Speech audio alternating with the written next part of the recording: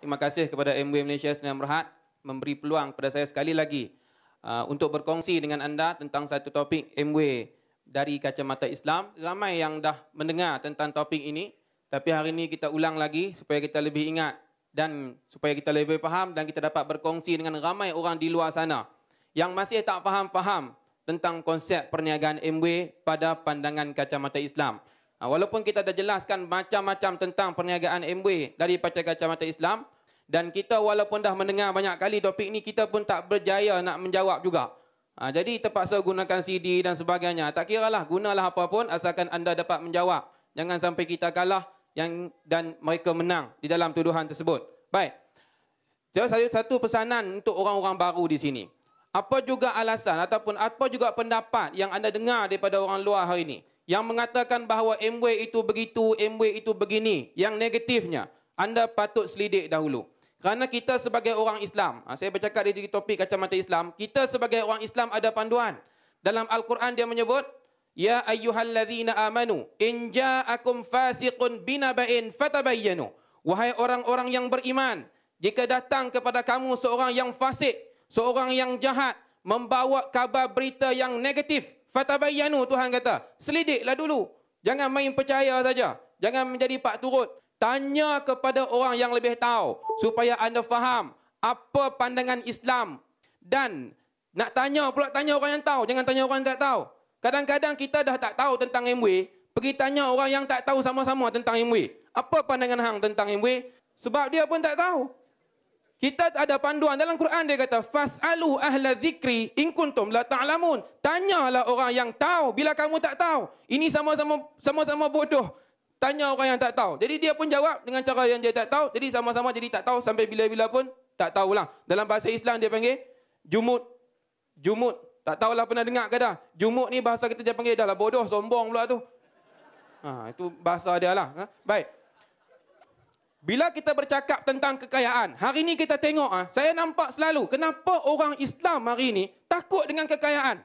Takut. Nak beli kereta besar-besar takut. Nak cari duit banyak-banyak pun takut. Nak beli motor, nak buat rumah besar, lagi takut.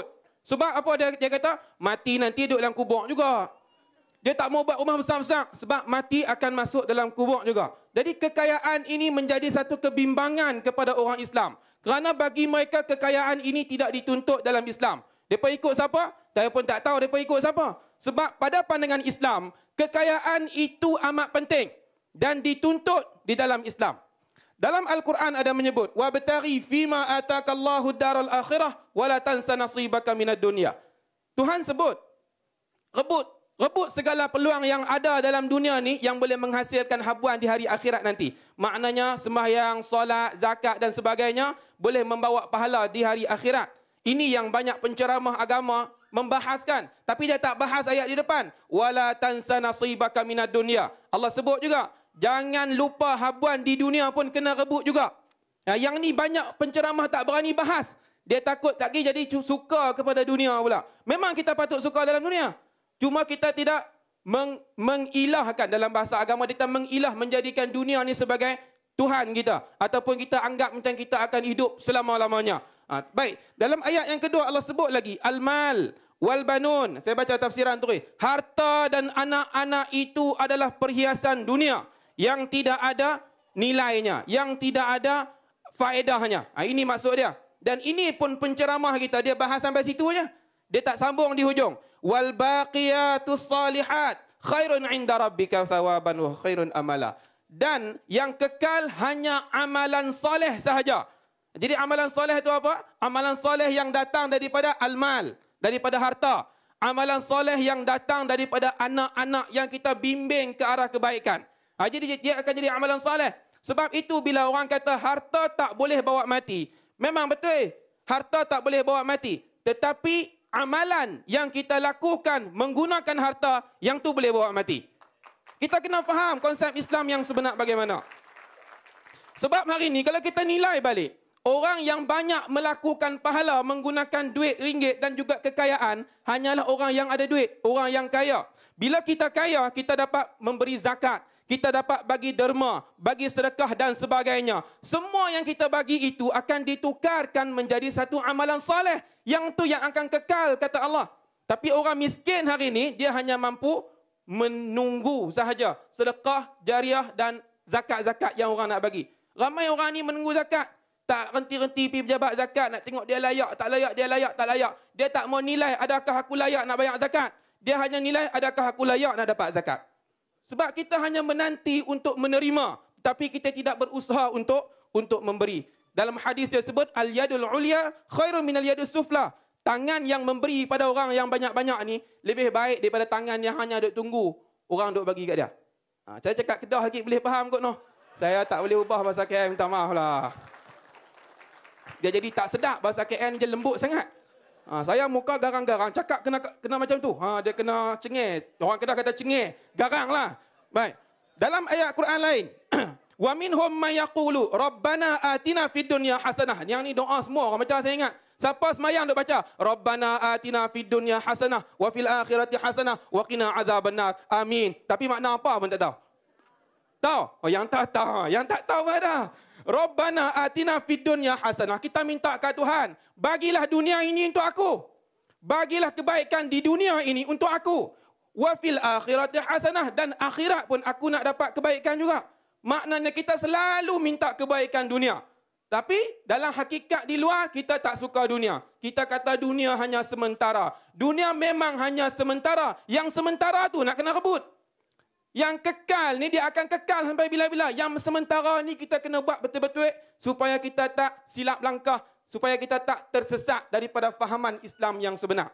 Jadi banyak lagi hujah dalam Islam yang menunjukkan Islam begitu menekankan kita bahawa untuk mencari kekayaan itu lebih baik daripada kita menjadi miskin. Sebab itu dalam satu hadis, dalam satu dia panggil hikayat, bukan hikayat, sejarah Nabi dulu, ada satu sahabat datang berjumpa dengan Nabi.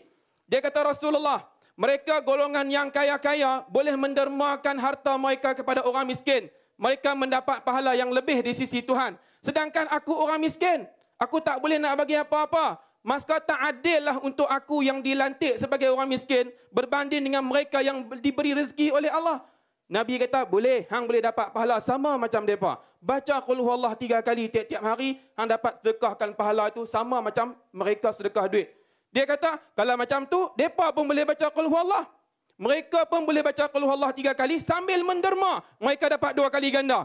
Nabi kata apa? Itulah nasib orang kaya. Jadi kita kena faham, mau tak mau memang orang kaya akan lebih. Jadi saya nak buktikan di sini, kekayaan itu penting dalam Islam. Jangan takut untuk cari duit banyak-banyak. Baik. Macam mana nak kaya? Macam mana nak kaya? Macam mana nak kaya? Macam mana nak cari duit banyak? Dalam Islam dia ada bagi panduan, at-tis'atu rizqa fit tijarah. Kita kena ingat, saya dah mengaji satu hadis dulu, bila kita mati nanti, kita jumpa dengan Tuhan, hidup kita mati dalam keadaan miskin, anak-anak terbiar, bila mati anak hantar pergi rumah anak yatim, banyak yang berlaku macam tu. Kita dalam kubur akan disoal oleh Allah. Mana tanggungjawab kamu? Bila kamu mati, kamu meninggalkan anak-anak di luar, di dunia tanpa ada nafkah. Apa kita nak jawab? Rezeki aku hanya setakat itu saja. Kita jawab depan Tuhan macam tu. Tuhan kata tak. Kita hari ni mungkin kita makan gaji kita kecil. Kita boleh jawab kat Tuhan ke? Gaji aku dulu di dunia kecil je. Siapa suruh makan gaji? Tuhan suruh menega. Nabi kata, at-tis'atu rizqa fit tijarah. 9 daripada 10 pintu rezeki ada dalam perniagaan. Aku habaq dah, hampa tak mau dengar. Hantar Nabi meh habaq, tak mau nak percaya. Itu jadi masalah. Jadi hari ini kita dah terjawab. Nabi dah bagi tahu 9 daripada 10 pintu rezeki ada dalam perniagaan. Jadi untuk orang-orang yang makan gaji hari ini, berniaga lah sama. You akan dapat 10 daripada 10 pintu rezeki. Full daripada orang yang berniaga saja. Rebut. Maknanya hari ini Quran, hadis dah ada. Cuma pergi belajar. Tanya orang lebih tahu. Fahamkan tentang benda ni. Sebab benda-benda macam ni, anda jangan pergi mengaji di masjid. Orang tak ajak. Guru di masjid dia hanya ajak ambil semayang, nak semayang macam mana. Saya ingat saya hidup 29 tahun. Saya pergi masjid. Tak habis kita tajuk tu. Panjang. Bab wuduk mengaji. Lepas saya masuk sekolah menengah, pergi pula masjid tu. Bab wuduk balik. Dia ulang balik. Dia tak masuk bab perniagaan ni. Bab perniagaan ni dia panggil dalam Islam bab muamalat. Ada dalam Islam. Tapi tak banyak guru yang berani mengajar. Dia takut sebab bab muamalat menjurus kepada kekayaan. Dia bimbang. Dia takut orang salah faham tentang Islam. Sebab kita tak mau nak faham dulu bahawa bab muamalat itu penting. Baik, kita nak berniaga untuk jadi kaya. Nabi dah sebut 9 daripada 10 pintu rezeki ada dalam perniagaan. Dan perniagaan hari ini bermacam-macam. Especially kita di Malaysia hari ini terkenal dengan multi-level marketing. Banyak orang faham hari ini. Nak kaya buat multi-level marketing lah. Buat MLM, buat direct selling. Banyak. Kita nak pilih yang mana? Orang Islam dia kena pilih perniagaan yang ikut syariah. Hari ini saya nak beritahu ke anda, kenapa saya pilih Amway berbanding dengan another way yang ada di luar sana. Banyak lagi yang lain pun boleh menghasilkan duit. Saya percaya yang mana ada di sini semuanya menghasilkan duit. Kalau tak boleh hasilkan duit, mereka tak boleh bertahan sampai hari ini. Mereka juga boleh menghasilkan duit. Tetapi saya lebih memilih kepada syarikat yang menjurus kepada syariah. Yang lulus di sisi syariah. Kenapa Amway? Salah satu sebab saya memilih Amway. Dalam Islam, dalam Al-Quran menyebut, satu perniagaan, satu faktor ataupun satu syarat perniagaan yang mengikut syariah adalah perniagaan yang bebas riba. Dalam Quran sebut, wa ahallallahu al-bai'a wa harrama riba. Aku halalkan sebarang jual beli. Yang aku haramkan cuma riba, iaitu perniagaan yang terlibat dengan riba, itu tidak dibenarkan. Jadi saya cuba tengok dalam Amway ada tak riba? Anda cuba perhati di sini. Kita tiap-tiap bulan ada EPP, Easy Payment Plan. Dan kadang-kadang kita ditawarkan zero interest payment plan menggunakan kredit card, 12 kali bayaran dan 18 kali bayaran. Contoh saya bagi di sini. eSpring. Kalau kita mengambil satu package EPP, di mana 4 kali bayaran dalam masa 4 bulan. Bulan pertama bayar 800, kita dah dapat eSpring. Bulan kedua 800, bulan ketiga 800, bulan keempat pun still 800. Di mana jumlahnya menjadi RM3,200 dengan bayaran hutang sebanyak 4 kali. Kita berhutang tau. Tapi kalau kita beli cash, berapa eSpring? Sama juga, RM3,200. No interest. Tidak ada riba. Dan sebab riba ini diharamkan oleh Islam. Yang ni je nak tolong. Hang tak ada duit? Tak ada duit, aku bagi 4 kali bayaran. Jadi zero interest juga. Jadi fair. Orang kaya ambil cash. Orang yang tak apa nak kaya ni ambil easy payment plan. Dia boleh ringan sikit. Bayaran tetap sama. Sebab Amway lebih kepada keadilan. Keadilan. Baik. Sama. Kita beli Nokza Bread Maker. Contohnya, bayaran bulan pertama 213, bayaran bulan kedua 211, 211, 211. Jadi jumlahnya menjadi 846. Anda beli cash pun sama, 846 juga. So tidak ada lebih, tidak ada kurang di situ. Semua orang mendapat habuan yang sama untuk memiliki mesin bread maker ini dengan harga yang sama. Anda tak mampu, anda boleh buat secara ansuran. Anda mampu, anda ambil cash sebab harganya tetap sama. Cuba anda pergi beli barang di Kod Memok tengok. Boleh dapat lah. Tilam ni 1,000. Kalau bayar 12 kali, 1,000 juga lah. 2,500. 1,500 lagi tu riba dia panggil. Company. Tak tahulah anda fikir ngeri saya kata riba. Apa yang lebih riba lah. Saya cuma nak kata di sini, anda yang bekerja hari ini, kita kena fikir, kita mendapat sumber pendapatan daripada satu syarikat yang memperdagangkan barangan produk yang terhasil daripada kutipan riba. Bagaimana dengan kesucian gaji kita? Walaupun kita buat kerja ikhlas, kita buat kerja betul, tapi sumber pendapatan tu dia dapat daripada mana? Ini menyebabkan banyak anak-anak muda hari ini bila dapat anak dia panggil apa? Degil. Bahasa Kedah dia panggil ketegak. Tak dengar cakap. Degil. Kenapa kita heran? Aku hantar pergi tuition, pergi mengaji Quran, pergi mengaji ustaz tu. Macam-macam ustaz dah jumpa. Tak mau nak elok juga. Sebab sumber pendapatan yang kita bawa balik bagi dia makan tu tidak bersih ataupun tidak datang daripada sumber yang betul-betul suci. Walaupun kita buat kerja halal, tapi sumber pendapatan dia kurang suci. Sebab tu saya kata, apa pendapatan yang anda dapat daripada Amway hari ini, anda kena yakin anda mendapat pendapatan yang suci dan murni sebab Amway tak pernah terlibat dengan riba. Even HQ ni pun dibina dengan harga 100 juta cash, tunai. Amway tak buat loan bank. Jadi kita kena berbangga, kita satu company yang bebas riba. Kemudian sistem yang adil. Di mana adilnya? Dari segi plan marketing. Okey, anda cuba tengok di sini. Adilnya perniagaan Amway. Bila orang tengok macam ni, orang kata, sah dah piramid sistem. Sebab bentuk dia piramid. Betul, bentuk piramid. Semua bentuk piramid. Kalau anda makan gaji pun hari ni, siapa yang duduk di atas sana? CEO. Berapa orang CEO? Seorang ya. Bawah tu, tu dia punya timbalan CEO. Saya pun tak tahulah pangkat lah syarikat lagu mana, saya tak pernah kerja. Datuk pandai. Ni timbalan dia, ni timbalan dia, yang ni pengurus-pengurus dia, yang ni kerani-kerani dia, yang ni semua dia panggil apa? Pekerja-pekerja ataupun buruh-buruh. Siapa duduk atas tu dia kaya lah. Piramid tak? Organisasi pekerjaan anda di luar pun piramid. Even anda cikgu pun. Berapa orang pengetua dalam satu sekolah? Satu je. Oh, dia bos. Lagi dia tak pi, anda tak boleh duduk kerusi dia.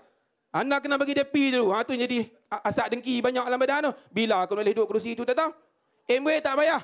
MW bila anda jalankan perniagaan ini dengan betul, walaupun anda duduk di atas, ataupun anda duduk di tengah, ataupun anda duduk di bawah, dia ambil kira siapa yang bekerja lebih. Anda cuba tengok, walaupun dia graduate, dia hanya surveyor. Tapi Tok Wan ni dia ada cucu banyak. Dia sponsor semua cucu-cucu dia. Dia jadi crown. Dia lebih kaya daripada yang graduate di atas. Adil. Walaupun dia masuk lewat, tapi dia berjaya dulu daripada upline yang di atas. Dan kita ada banyak bukti sekarang kita boleh tengok. Tak payah nak cerita panjang-panjang di sini. Baik, dari segi produk. Saya suka tentang produk. Sebab Islam menekankan bahawa bila nak menjalankan satu perniagaan yang memperdagangkan produk, produk pun kena ikut ciri-ciri yang Islam suruh. Apa ciri-ciri Islam? Dalam satu ayat Al-Quran, ayat surah Baqarah, Allah sebut situ, bila Allah nak cipta Nabi Adam, Allah jumpa malaikat, Allah kata, aku akan cipta khalifah di atas muka bumi. Kita lah khalifah. Malaikat kata, qalu ataj'alu fiha man yuftidu fiha. Malaikat terkejut, ya Tuhan, takkan hang nak cipta manusia yang akan merosak binasakan bumi engkau? Siapa masuk malaikat ni?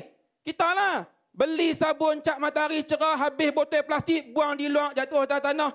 Dia boleh mencemarkan alam sekitar, boleh menipiskan lapisan ozon. Semua benda ini boleh merosakkan alam. Itu yang malaikat bagi tahu tu. Tetapi hari ini siapa yang guna barang MW, insya-Allah kita terselamat sebab produk kita tidak mencemarkan alam. Anda nak bebas daripada ayat yang malaikat sebut ni, anda kena guna barang MW. Mau tak mau, anda kena guna.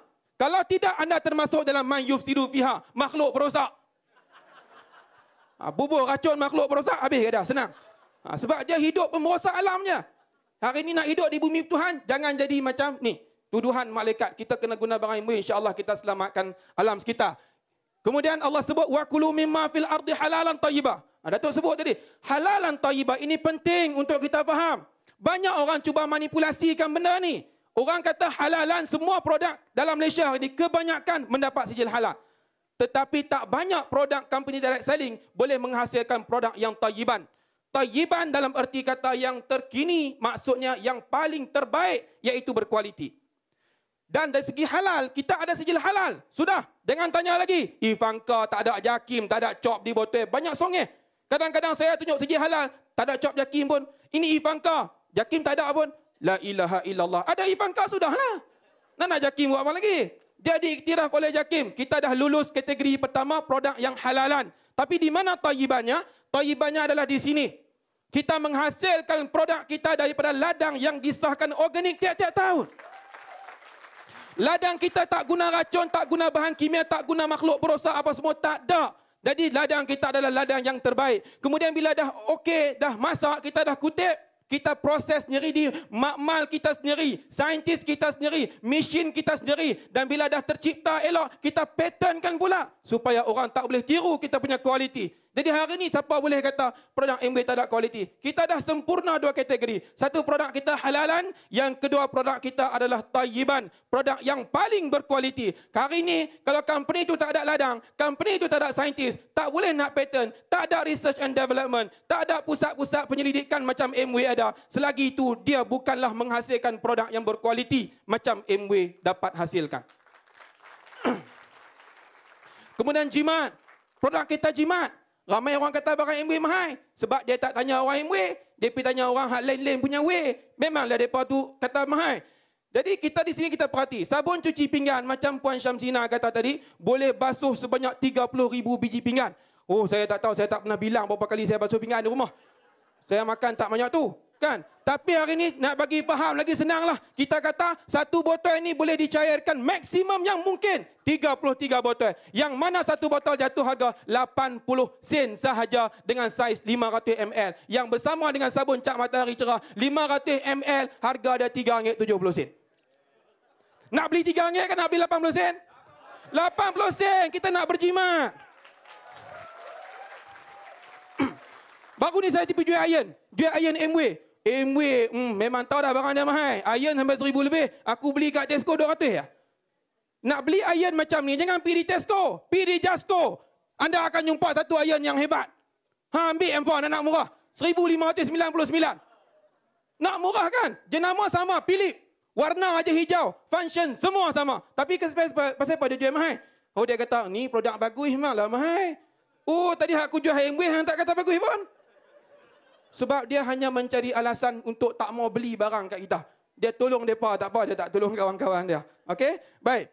Innal bai'a an taradin. Ini penting. Islam kata nak buat berniaga, ingat. Dalam perniagaan yang anda buat itu mesti ada saling reda meredai, saling setuju menyetujui, saling suka menyukai. Anda jual produk, pastikan dia suka produk anda, dia berpuas hati dengan produk anda, dan anda berpuas hati dengan duit yang anda terima daripada dia. Ini penting. Innal bai'a an taradin. Kalau dia tak reda dengan produk kita, dia boleh pulangkan balik dan kita patut bagi duit dia balik. Sebab inilah bisnes yang ditekankan di dalam syariah. Ada dalam MW? Ada. MW dah sediakan pun. Kita saja tak pernah bertanya, ada tak sistem money back guarantee dalam MW? Sistem money back guarantee, Islam dah sebut awal lagi. Ricky Eng, ini contoh saya nak bagi. Bagaimana orang yang dulu seorang welder, hari ini dah boleh berjaya di dalam perniagaan MW. Di mana seorang dulu hanya penjajah biasa, bak kutih, hari ini boleh berjaya dalam perniagaan MW. Di mana dulu seorang penjajah yang biasa, cakotiau, hari ini boleh berjaya dalam perniagaan MW. Sebagai seorang postman sahaja dahulu ni, sekarang dah boleh berjaya dalam perniagaan MW. Apa maksud dia? Kita kena faham. Apa yang saya faham, saya tak tahu bagaimana anda faham. Saya faham ini satu nikmat. MW datang ke Malaysia sebagai satu rahmat dan sebagai satu nikmat untuk kita mengubah kita punya future. Untuk kita menjanjikan masa depan yang lebih baik. Nikmat-nikmat beginilah kita kena kongsi dengan orang. Siapa suruh? Quran suruh. Wa amma bi ni'mati rabbika fahadith. Sebarang nikmat yang anda dapat dalam MW hari ini, anda kena pergi share dengan orang.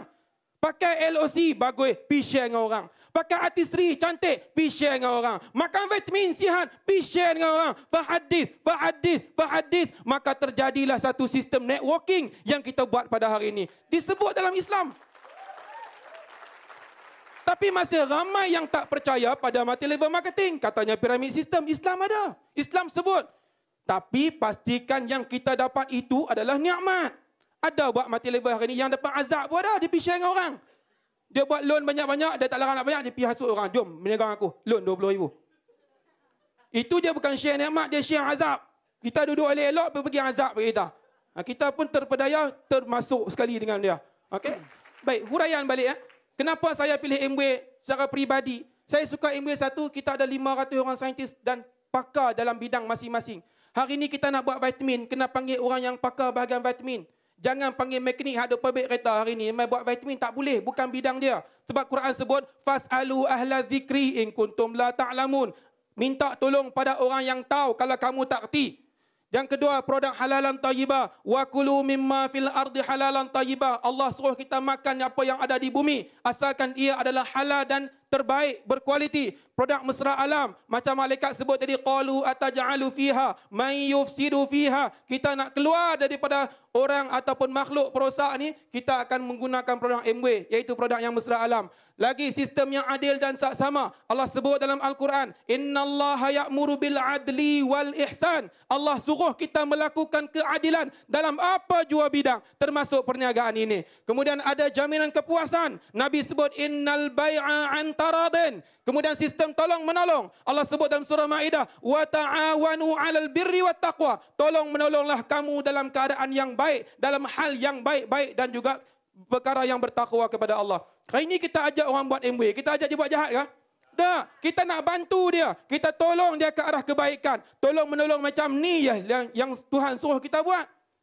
Tapi dalam benda yang lain kita boleh tolong menolong walaupun benda itu wa la ta'awanu 'alal itsmi wal 'udwan. Jangan kamu tolong menolong dalam perkara yang memusuhkan kamu antara satu sama lain. Tiada komisen tersembunyi. Sponsor orang tak dapat duit. Pendek kata macam itulah.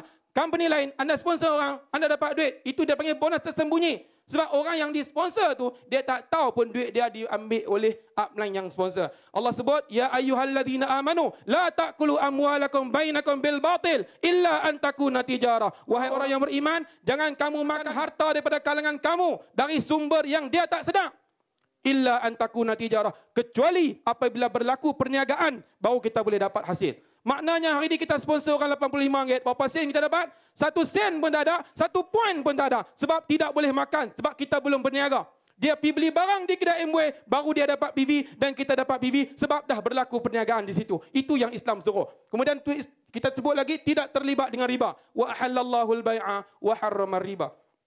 Lastly, saya dapat keputusannya begini dan saya rasa MW lah hari ini yang saya nak sangat ada dalam diri saya supaya saya dapat berkongsi dengan ramai orang hari ini, orang Islam khususnya dan orang semua rakyat Malaysia umumnya supaya kita sama-sama berjaya di dalam perniagaan yang cukup Islamik ini. Jadi saya sudahi perkongsian saya pada hari ini dengan ucapan wabillahi taufik. Assalamualaikum warahmatullahi wabarakatuh.